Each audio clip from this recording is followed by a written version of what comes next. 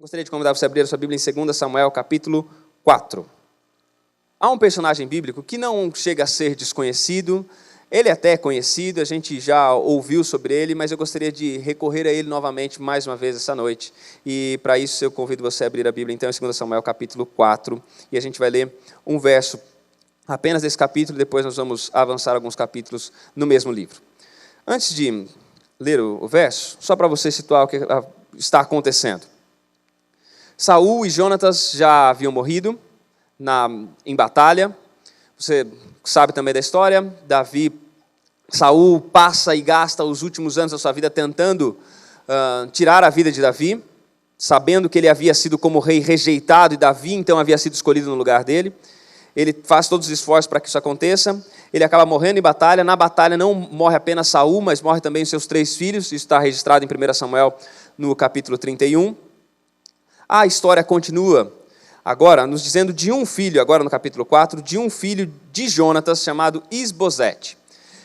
Esse sujeito era o único da família de Saul que ainda tinha condições de assumir o trono. Talvez teria condições de, talvez num golpe de estado, roubar o trono de Davi. Era o que teria condições para isso. E o capítulo 4 é a descrição de como ele foi atacado e morto. A Bíblia chega inclusive a nos descrever que a cabeça dele foi levada diante do rei Davi. E dessa maneira não havia então inimigos mais da descendência de Saul que colocassem em risco o trono de Davi. Mas o verso 4, e se você ler o capítulo 4 de 2 Samuel todo, você vai perceber que o verso 4 ele é um parênteses na história. Começa a história, versículo 1, 2, 3, então abre-se um parênteses. E o versículo 4 diz o seguinte: Jonatas, filho de Saul, tinha um filho, aleijado dos pés. Vai então se explicar quem é esse filho. Era da idade de 5 anos, quando de Israel chegaram as notícias da morte de Saul e de Jonatas. Então a sua ama o tomou e fugiu. Sucedeu que, apressando-se ela a fugir, ele caiu e ficou manco. Seu nome era Mefibosete. Você já ouviu esse nome, acredito. Então não é um nome desconhecido, não é uma história desconhecida. Mas apenas para você entender aquilo que a gente vai daqui a pouquinho olhar no capítulo 10. Ele era filho de Jonatas, mas ele era uma criança. E enquanto criança, ele perdeu o avô e o pai numa batalha. O avô dele era exatamente aquele que estava tentando, de alguma maneira, tirar o trono e matar, no final das contas, aquele que era o rei agora em exercício, que era Davi. Ele é o irmão mais velho dele, Isbosete, era um sujeito que, nos próximos versos, a gente vai ver, ele vai ser assassinado. Exatamente para conter qualquer possibilidade de alguém da linhagem de Saul intentar contra o trono de Davi. Além disso, não bastando, além de não ter pai, não ter o avô, os tios todos terem morrido, o irmão mais velho ter morrido, ele carrega consigo esse rótulo de ser da família do rei que foi rejeitado por Deus e ser da família do rei que queria tirar do trono o rei que foi aceito por Deus, no caso Davi.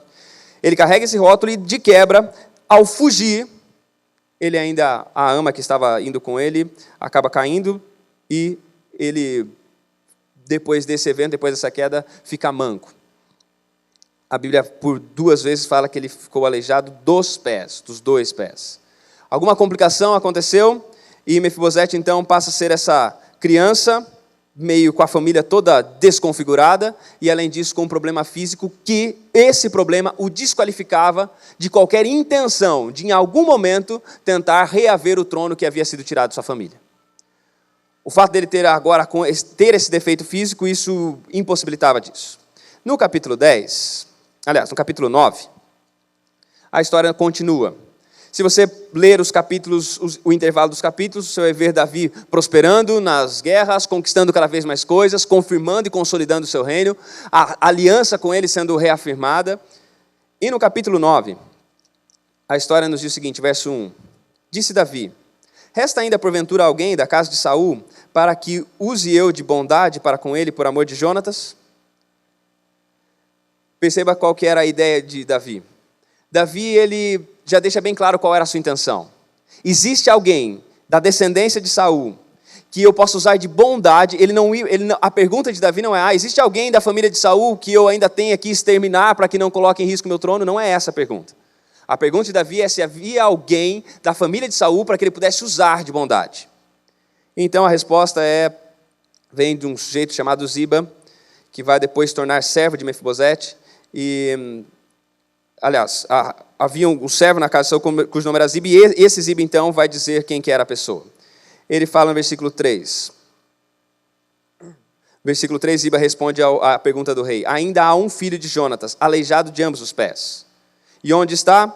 Então perguntou-lhe o rei a Ziba, e Ziba respondeu, está na casa de Maquir. Maquir provavelmente era um sujeito rico, e que nutria simpatia pela família de Saul, e por isso sentiu-se na obrigação de manter e cuidar de Mefibosete. E não só de Mefibosete, como da família dele também.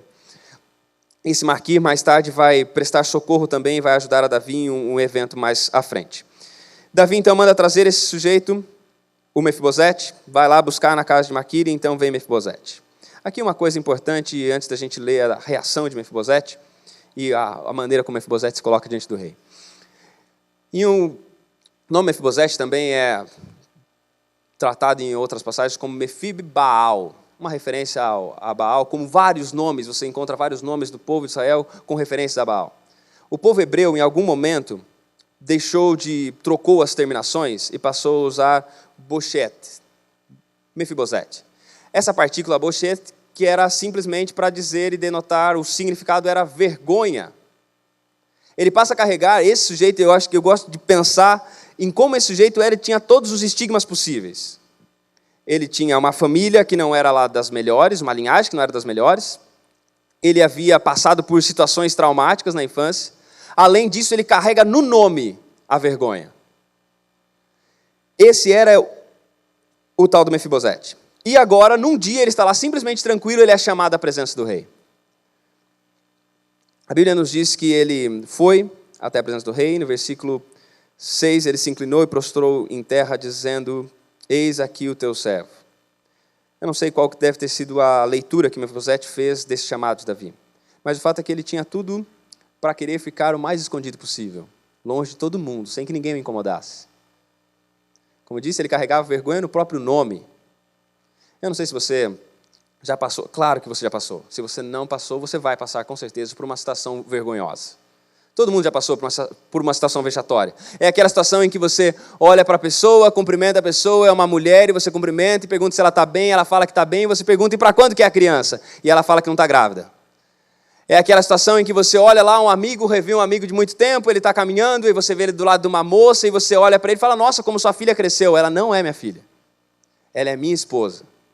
Situações em que a gente não sabe o que fazer, a gente quer se esconder, a gente quer fugir do mundo, a gente não quer nunca mais ver a pessoa.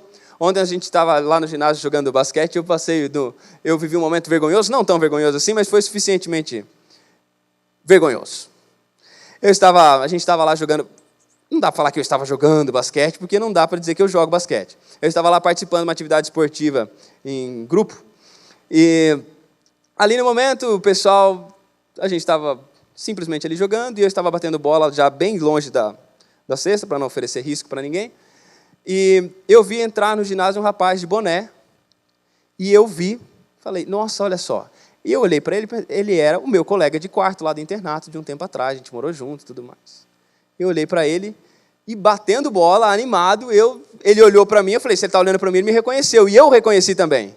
Então eu gritei, Flavinho! O cara ficou olhando para mim com uma cara. Só que quando eu estava terminando a palavra, já aconteceu com você de estar terminando uma frase e perceber que você não deveria ter dito aquilo? Você está terminando a palavra e você percebe, nossa, falei demais.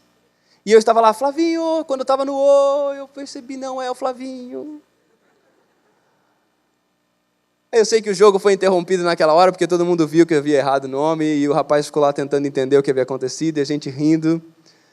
E fica aquela coisa, eu não queria mais olhar, eu fiquei esperando o sujeito ir embora, mas eu não queria cruzar mais o olhar com ele, porque eu fiquei com vergonha. E a gente às vezes faz algumas coisas que faz com que a gente fique com vergonha, que a gente se sinta diminuído, a gente quer fugir. E esse sujeito, Mefibosete, ele tinha todas as razões para isso, para viver com vergonha. Vergonha da família, vergonha daquilo que o avô havia feito, vergonha por aquilo que, pelas situações todas, vergonha pela condição física que ele tinha, que não era uma condição que gerava a aceitação, a aprovação das pessoas. Ele tinha todos os motivos para viver com vergonha, e quando o rei o chama, a reação dele é de alguém envergonhado, de alguém tímido, de alguém com todas as como diz, com todos os adjetivos, com todas as prerrogativas para não querer ser aceito ou ser reconhecido por ninguém. Tanto que, quando Davi chega para ele e diz o seguinte: olha, não temas, eu vou usar de bondade para com você. Ele responde com uma pergunta no versículo 8. Então ele se inclinou e disse: quem é o teu servo para teres olhado para um cão morto tal como eu? Que visão que ele tinha de si mesmo? Qual era a noção que ele tinha de si mesmo? Que ele era um cão morto, ele era um imprestável, um totalmente inútil. E não tinha razão de Davi ter olhado para ele com algum tipo de consideração. A história continua dizendo que Davi então fala para ele: olha, a terra que era de Saul, você vai deixar a sua família, os seus filhos vão trabalhar na terra, a sua família vai trabalhar ali naquela terra, mas você vai comer da minha mesa. No versículo 13, termina a descrição dizendo que morava Mefibosete em Jerusalém, porquanto comia sempre à mesa do rei, e ele era coxo de ambos os pés. Mais uma vez reafirma essa deficiência que ele tinha. Mais tarde a gente vai ver, eu não vou entrar no mérito da questão, a gente vai ver que, de alguma maneira, Mefibosete é envolvido, o nome dele aparece como alguém que estaria se comportando de forma desleal diante do rei. Capítulo 16, ali para frente, ele aparece dessa maneira. Mas a gente não vai entrar no mérito da questão, a gente vai parar por aqui. A gente vai entrar e parar nessa ideia.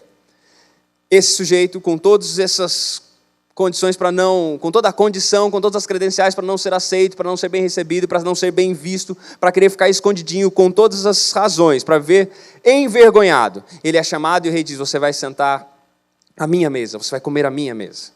Quando a gente vai para Isaías, e eu quero fazer o paralelo da história de Mefibosete com a história do povo de Israel, na perspectiva dos últimos capítulos de Isaías, de forma especial o capítulo 61, você pode ir para lá. Eu quero que você pense nisso, no que acontece com Mefibosete. A experiência de Mefibosete era alguém sem nenhuma credencial para se sentar à mesa do rei, alguém completamente, tinha uma vida vergonhosa, uma história vergonhosa, uma bagagem de vida vergonhosa. Esse sujeito é chamado para sentar-se à mesa de Davi. Há muitas descrições, e quando você lê o livro Patriarcas e Profetas, você vê que essa história é muitas vezes usada para referir-se à maneira graciosa como Deus lida com o seu povo. O livro de Isaías é um livro escrito por um profeta que viveu no momento de abundância, de relativa tranquilidade do povo, de estabilidade, onde o povo conseguia, viveu no momento de um reinado. Ele começa a profetizar no reinado de Uzias, que foi um dos reis mais prósperos que Israel conheceu. Mas Isaías, ele vive e ele passa o tempo convidando o povo para voltar, para se converter a Deus, para voltar à aliança.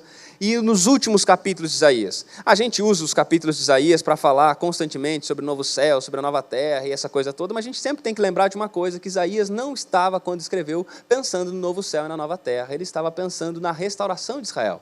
Ele estava pensando que existia e que era possível um povo que novamente vivesse e entrasse em aliança com Deus, um povo que se arrependesse de seus maus caminhos e vivesse em fidelidade a Deus. Eles iriam experimentar ali, na terra deles, no momento deles, eles iriam experimentar as promessas dos capítulos finais de Isaías. Nós fazemos essa reaplicação porque nós entendemos que as promessas que não foram recebidas pelo Israel geográfico, pelo Israel de Deus lá do passado, essas bênçãos são aplicadas ao Israel presente, ao Israel do momento, à igreja de Deus, e serão, em última instância, todas elas se cumprirão, não nos detalhes, mas na essência, todas elas se cumprirão na experiência do povo glorificado de Deus. A gente crê nisso.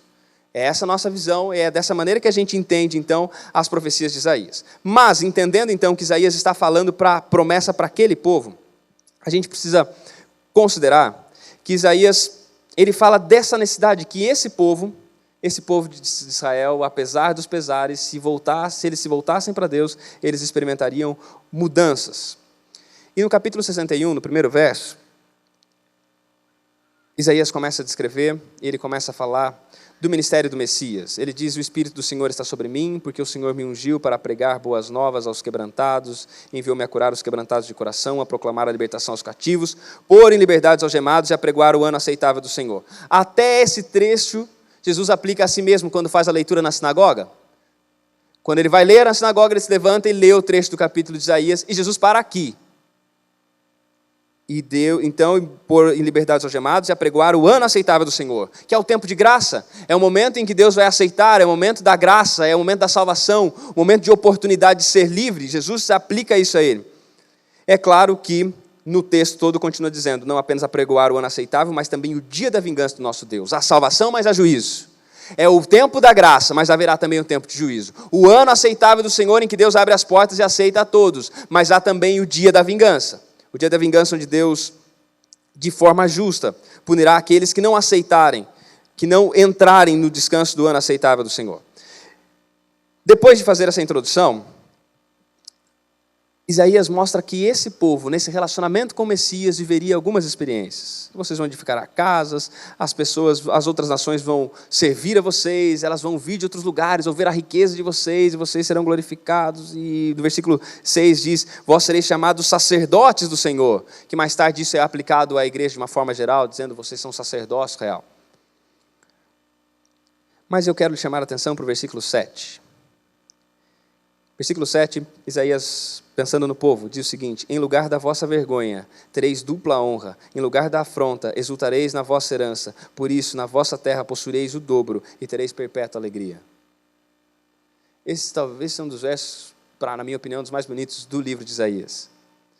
Isaías está dizendo para o povo o seguinte, olha, no lugar daquela história de vocês, no lugar da vergonha de vocês, no lugar de tantas coisas que vocês vêm vivendo, de tantos motivos que vocês têm para se envergonhar, nesse momento em que o povo aceita o Messias, que aceita esse ungido de Deus, que aceita a libertação que o Messias prega, que aceita esse ano aceitável do Senhor, nesse momento, esse povo é prometido para ele o seguinte, no lugar da vergonha de vocês, vocês vão receber dupla honra. Você se lembra da história de Jó? Você lembra lá que Jó, ele passa por todo o opróbrio, por toda a vergonha, a doença, perde a família, está lá completamente, talvez querendo, como Mefibosete, fugir do mundo, ser esquecido no mundo, ser deixado num canto. Ele não queria nem mais ouvir a voz dos amigos. Nesse momento, Deus revela a ele, Deus conversa com Jó e depois diz que Deus dá tudo em dobro para Jó.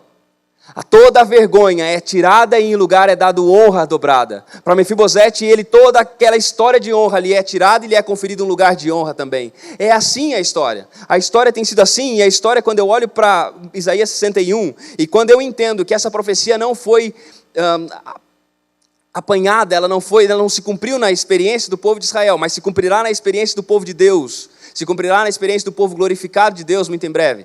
Quando eu entendo isso, eu entendo que a experiência de Mefibosete é a nossa experiência. A experiência de Mefibosete é a experiência do povo de Deus. É a experiência de gente que é cão morto inútil, mas que talvez fica pensando, por que Deus olha para mim? E aí então Deus diz, eu tenho bondade com você, não é porque você é bom.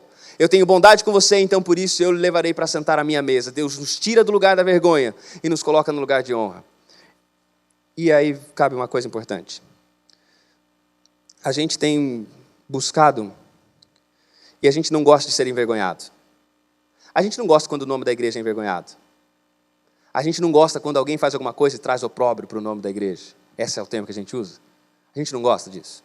A gente não gosta quando o nome da igreja é confundido com um monte de movimentos que apenas desonram e pervertem a palavra de Deus. A gente não gosta disso. Ninguém gosta de ser envergonhado. Ninguém gosta de passar vergonha. A gente não gosta como comunidade de ser envergonhado também.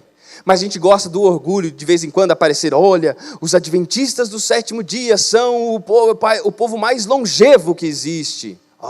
E a gente fica todo feliz. A gente gosta quando a gente aparece no jornal. A gente gosta quando a gente faz um movimento e todo mundo aparece tirando foto e a mídia secular começa a mostrar, olha que igreja maravilhosa, que igreja responsável. A gente gosta disso. Por quê? Porque a gente não gosta da vergonha. A gente gosta da honra. Mas o que a gente vê na história do povo de Deus é que a gente pode ter honras e momentos de honra, mas a história do povo de Deus é marcado mais por vergonha do que por honra. É mais marcado por perseguição do que por abraço. E a gente precisa entender isso. A gente precisa entender que a experiência do povo de Deus, a minha experiência pessoal, a experiência da comunidade dos santos, ela é muito mais marcada por períodos e por episódios onde nós somos envergonhados, onde nós somos acusados, do que por momentos em que nós somos glorificados e somos levados ao status de, olha que povo maravilhoso, indispensável para tudo aquilo que a gente quer fazer nesse mundo.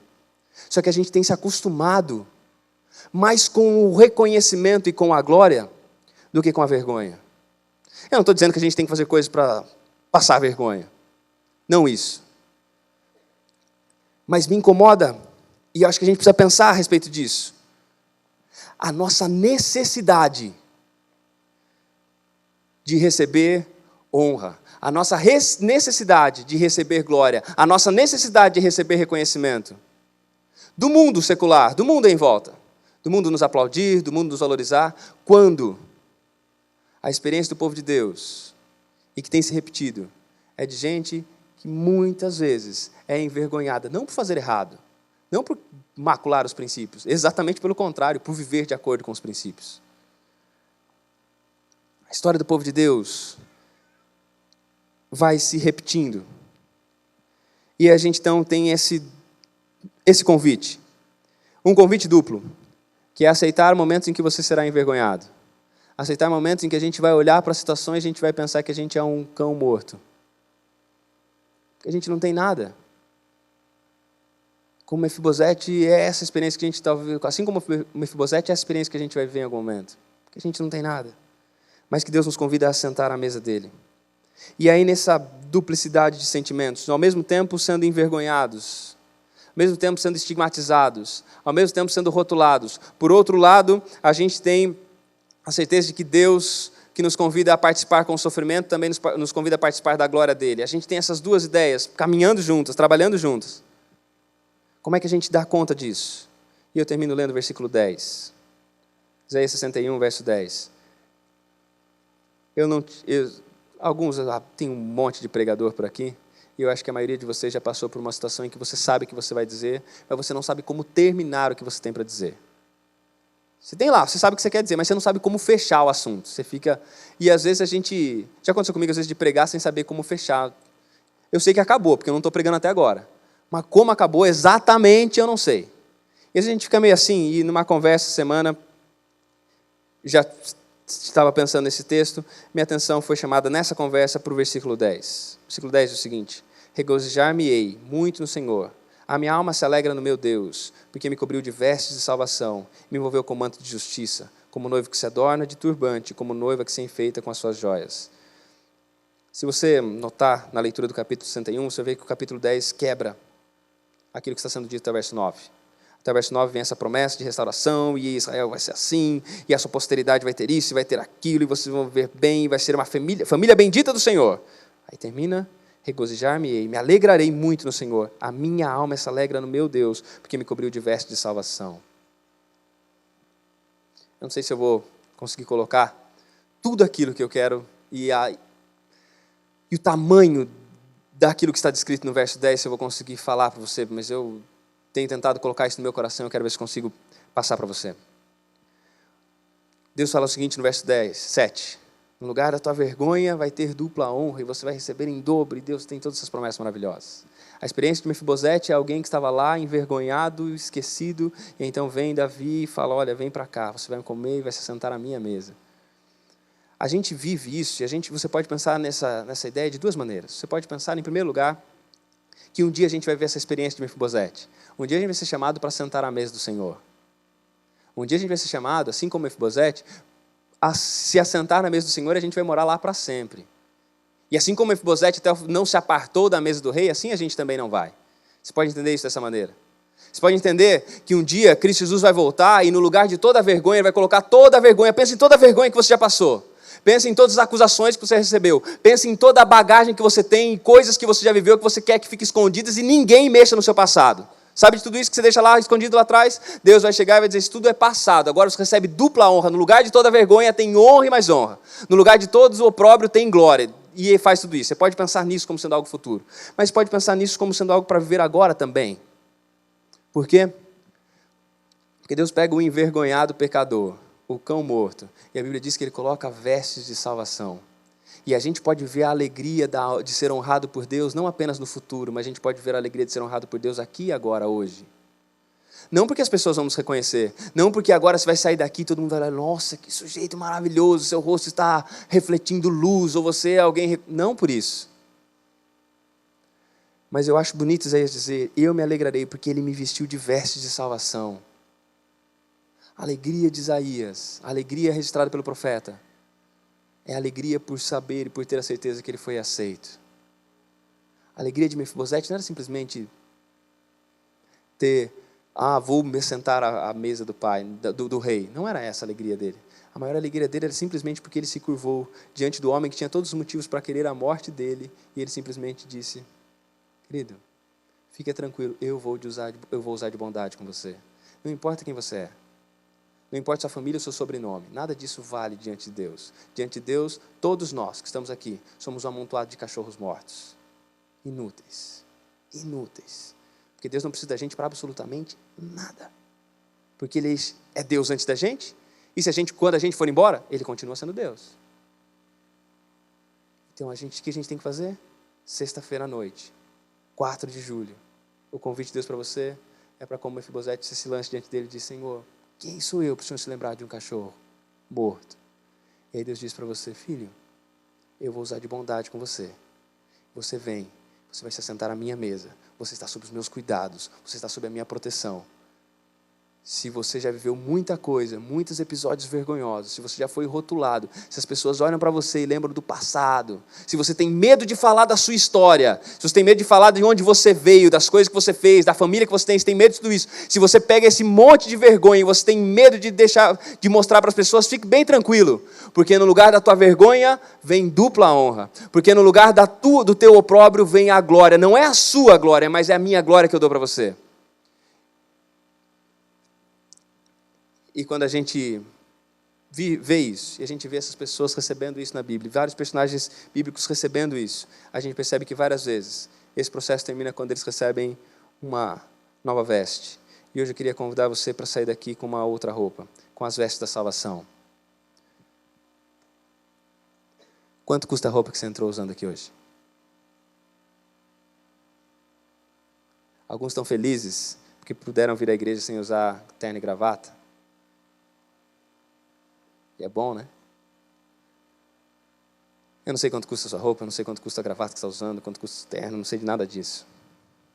Você vai sair com a mesma roupa e vai embora, ninguém precisa deixar a roupa aqui não, é melhor que não deixe mesmo. Se quando for embora, quiser deixar por aí, a gente tem um departamento que cuida disso, será sempre bem-vindo toda doação. Mas se você for embora, você vai embora com a mesma roupa. Mas hoje eu queria que você saísse daqui como Mefibosete. Descesse do alto, se é que você está no alto de algum lugar, das suas convicções, das suas conquistas, de coisas boas, da sua estabilidade, você descesse, entendesse que não há nada para oferecer a Deus, mas aceitasse a bondade dEle, e saísse daqui simplesmente dizendo: Senhor, hoje eu volto, eu vou para o meu descanso, eu vou ver esse sábado, mas eu quero ver esse sábado vestido de salvação, vestido de graça, com a certeza de que a vergonha fica para trás, e tem honra à minha frente. Tem honra para frente no caminho. Você não gostaria hoje de orar a Deus e reafirmar o seu desejo de receber dEle mais uma vez essas vestes de salvação? E eu quero orar com você nesse momento. Mas tem algumas orações, eu sempre falo isso, tem algumas orações que eu não posso fazer por você, que só você pode fazer. Qual é a parte mais vergonhosa de ser quem você é? O que você não conseguiria dizer para ninguém? O que tem dentro de você? Ou o que tem na história da sua vida? Que é um episódio, não vergonha que as pessoas vão rir de você, porque eu contei minha vergonha lá, do que eu gritei para o menino, e a gente riu. Isso não é vergonha, mas não é vergonha. Mas tem coisas da minha história, que se eu contar, você não vai rir. Tem coisas da sua história, que se você contar, ninguém vai rir.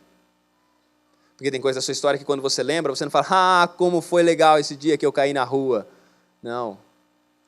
São muito piores que isso. Eu queria que você pensasse nisso.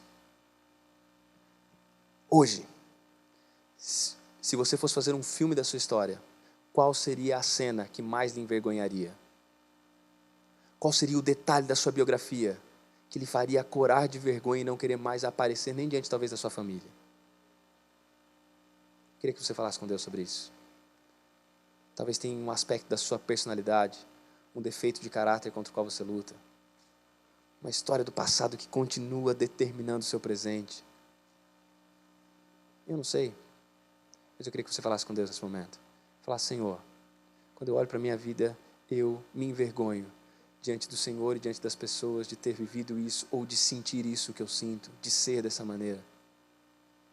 As pessoas não me permitem, talvez tem gente que sabe desse episódio da sua vida e não permite você dormir sem se lembrar disso, porque de alguma maneira te acusam. Só olhar, as pessoas já te acusam.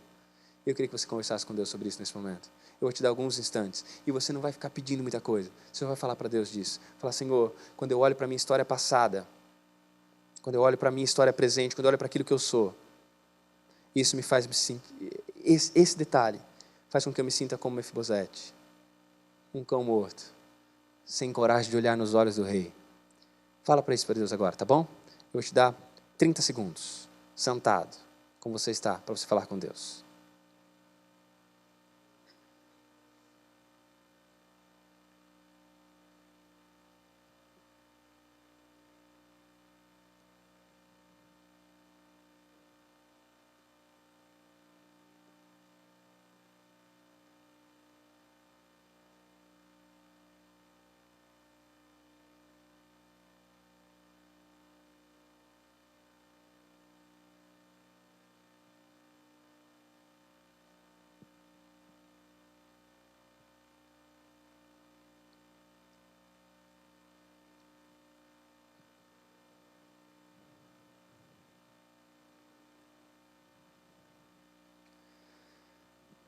Grande Deus e Pai, nós te louvamos, porque o Senhor sabe de todos os detalhes da nossa vida, dos mais simples, dos mais belos aos mais sórdidos. O Senhor conhece tudo. O Senhor sabe quantas vezes o nosso coração não é inteiramente teu. O Senhor olha e conhece a nossa história passada e sabe de tantas vezes em que cometemos erros e como esses erros foram justificativas para que o mundo e nós mesmos colocássemos rótulos, estigmas sobre nós, sobre a nossa vida, sobre o nosso comportamento. E a gente se torna um emaranhado de tropeços, de vergonha. Vergonha por coisas que nós não fizemos, mas por pessoas que nós amamos, que estavam próximas de nós, que cometeram erros também. Às vezes a nossa vergonha é por coisas que nós... Não é uma vergonha que exista, mas a gente fica só imaginando quão vergonhoso seria se as pessoas descobrissem as intenções do nosso coração, as nossas motivações, a nossa inveja, a nossa mesquinhez, a maneira talvez sutil em que a gente denigre uma ou outra pessoa. Querido Deus, a gente tem muito que se envergonhar. E se hoje o Senhor, assim como Davi, viesse aqui realmente, o Senhor está aqui, nós sabemos disso, mas se o Senhor se apresentasse diante de nós com toda a sua glória, eu não sei se nós teríamos coragem nem sequer de fazer como Mefibosete, de nos prostrar no chão. Talvez a gente ia sair correndo daqui, tamanha a nossa indignidade. E nós, Senhor, a despeito disso, muitos de nós entramos aqui, estamos na Tua presença como Saul, cheio de arrogância, de petulância, tentando resolver a vida do nosso próprio jeito. Mas hoje a gente entende que a gente é Mefibosete, que a gente é gente com uma história de vergonha, que a gente é gente com uma história de tropeço. Mas a gente não quer sair daqui assim, como um cachorro morto. A gente quer sair daqui como filhos do Teu reino, com vestes de salvação, com a certeza de que no lugar da nossa vergonha há dupla honra. Não uma honra que a gente merece, mas uma honra que é toda Tua, uma glória que é toda Tua, da qual nós podemos nos tornar participantes. Querido Deus, aceita-nos. Aceita-nos com as nossas bagagens, aceita-nos com os nossos episódios vergonhosos, e que a gente, ao olhar para trás e ver tudo aquilo que a gente fez, que a gente não se sinta envergonhado, mas que a gente se sinta abraçado por Ti, e com a certeza de que no nosso futuro, existe a glória e a honra do aquele que se fez carne e se envergonhou no nosso lugar.